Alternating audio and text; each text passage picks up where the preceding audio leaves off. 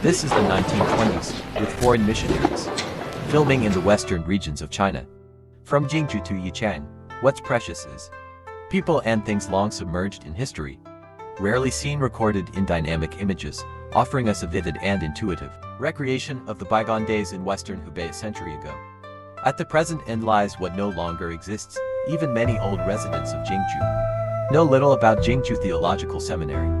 The seminary was founded in the first year of the Xuantong reign 1910 by the American and Swedish missionary societies, co-founded in Huicheng Street, Jingzhou City, then highly renowned. Also known as one of the earliest theological seminaries in Hubei Province.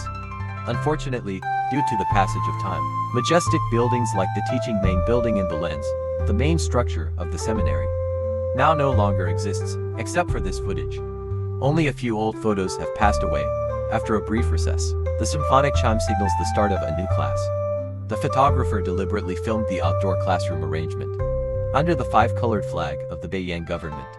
Students stand to salute the teachers, then all sit down. In fact, the subjects taught at the seminary are not just theology, but also include subjects like language, math, history, and foreign languages. In addition, the school also has a junior high school and a high school, a 6-year affiliated secondary school. Graduates can be assigned to church schools as middle and elementary school teachers. It is worth mentioning that the renowned teacher of Jingzhou Theological Seminary at that time, Chen Chongui, was later hired by the Northwestern Army Commander-in-Chief, Feng Yuxiang, as the Director General of the Military Religious Affairs Office. Lunchtime at the seminary is quite lively. 6 or 7 students gather around a long table, like having a buffet. The dishes are not many and the quantity is fixed, but staple foods like rice can be added autonomously. After a hall event at the school, teachers and students leave the classroom one by one. What's particularly interesting is that almost everyone in the lens holds a folding fan, according to historical records.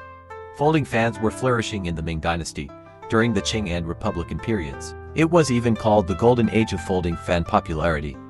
As shown in the lens, folding fans were indeed very popular at the time, still regarded as a symbol of literati and aristocracy. In addition to Jingzhou, the footage also records the end of Yichang. Crowded streets inside the city, very bustling. Yichang has always been an important port city in the Yangtze River basin. After opening in 1876, it quickly became the most important logistics center in the middle and upper reaches of the Yangtze River, according to the development needs of Yichang shops. A road leading directly to the riverside was successively built. First road, second road, and later Taoju Road. However, there are still many ancient streets and lanes in the city. However, after wars and urban development, these streets and lanes gradually became history. In the lens, many students of church schools leave a church and head to the countryside for filming.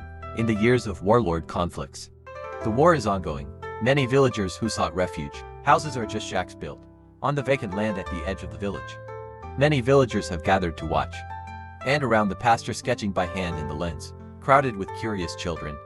Many years later, perhaps they will join the army to fight, experience life and death, but they are the most likely witnesses of the great changes in the 21st century. In the lens, women with bound feet born in the Qing dynasty travel in groups, have been submerged in the long river of time, like disappeared buildings, all become imprints of history, and forever preserved in the footage.